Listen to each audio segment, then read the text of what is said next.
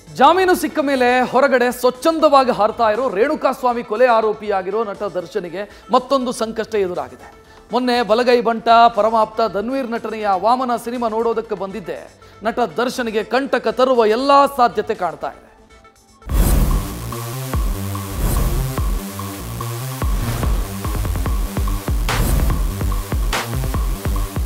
ಕೊಲೆ ಆರೋಪಿ ದರ್ಶನ್ಗೆ ಮತ್ತೆ ಕಾದಿದೆಯಾ ಕಾನೂನು ಕಂಟಕ?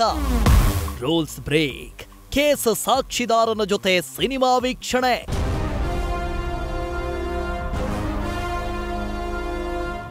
ಕೋರ್ಟ್ ವಿಚಾರಣೆಗೆ ಚಕ್ಕರ್. ಸಿನಿಮಾ ನೋಡೋದಕ್ಕೆ ಹಾಜರಂತ ಕುಂಟತಲೆ ಬಂದಿದ್ದ ಕೊಲೆ ಆರೋಪಿ ದರ್ಶನ್ಗೆ ಮತ್ತೆ ಕಾನೂನು ತೊಡಕು ಎದುರಾಗುವ ಎಲ್ಲಾ ಲಕ್ಷಣಗಳು ಕಾಣ್ತಿದೆ. ಬೆನ್ನು ನೋವು ಕಾರಣ ಕೊಟ್ಟ ದರ್ಶನ್ ಕೋರ್ಟ್ ವಿಚಾರಣೆಗೆ ಹಾಜರಾಗಿರಲಿಲ್ಲ. ಆದ್ರೆ ಮೊನ್ನೆ ವಾಮನ ಸಿನಿಮಾ ವೀಕ್ಷಣೆಗೆ ಬಂದಿದ್ದ ದರ್ಶನ್ ಜೊತೆ ನಟ ಚಿಕ್ಕಣ್ಣ ಕೂಡ ಇದ್ರು.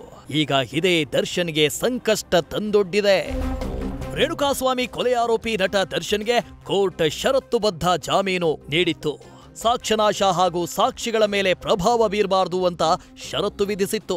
ಆದ್ರೀಗ ನಟ ಚಿಕ್ಕಣ್ಣ ಜೊತೆ ದರ್ಶನ್ ವಾಮನ ಸಿನಿಮಾ ವೀಕ್ಷಣೆ ಮಾಡಿದ್ದಾರೆ. ನಟ ಚಿಕ್ಕಣ್ಣ ರೇಣುಕಾಸ್ವಾಮಿ ಕೊಲೆ ಕೇಸ್ನಲ್ಲಿ ಸಾಕ್ಷಿದಾರನಾಗಿದ್ದಾರೆ.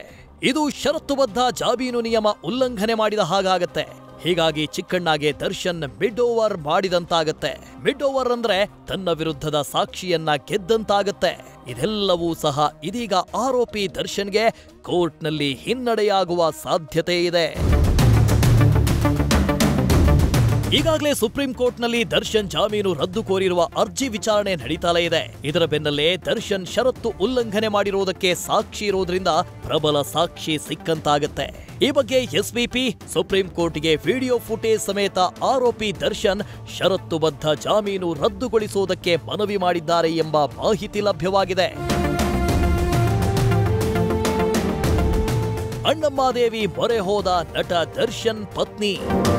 ಅಣ್ಣಮ್ಮಾದೇವಿಗೆ ಹರಕೆ ತೀರಿಸಿದ ವಿಜಯಲಕ್ಷ್ಮಿ.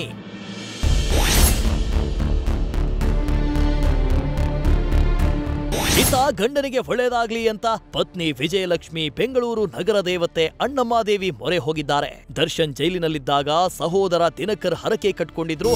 ದಿನಕರ್ ಪರವಾಗಿ ಅಣ್ಣಮ್ಮಾದೇವಿಗೆ ವಿಶೇಷ ಅಭಿಷೇಕ ಮಾಡಿ ದರ್ಶನ್ ಪತ್ನಿ ವಿಜಯಲಕ್ಷ್ಮಿ ಹರಕೆ ತೀರಿಸಿದ್ದಾರೆ.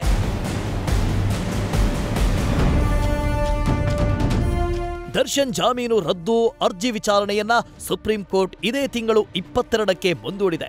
ಹೀಗಿರುವಾಗಲೇ ದರ್ಶನ್ ಸಾಕ್ಷಿದಾರನ ಜೊತೆ ಸಿನಿಮಾ ನೋಡಿದ್ದು ನಟನಿಗೆ ಮತ್ತಷ್ಟು ಸಂಕಷ್ಟ ಎದುರಾಗಲಿದೆಯಾ ನೋಡಬೇಕಿದೆ. ಪ್ರಜ್ವಲ್ ನಿಟ್ಟೂರು ಜೊತೆ Bharath Krishnappa, news first, Bengaluru. News first ನಿರ್ಭೀತಿಯಿಂದ ನಿಮ್ಮ ಪರವಾಗಿ.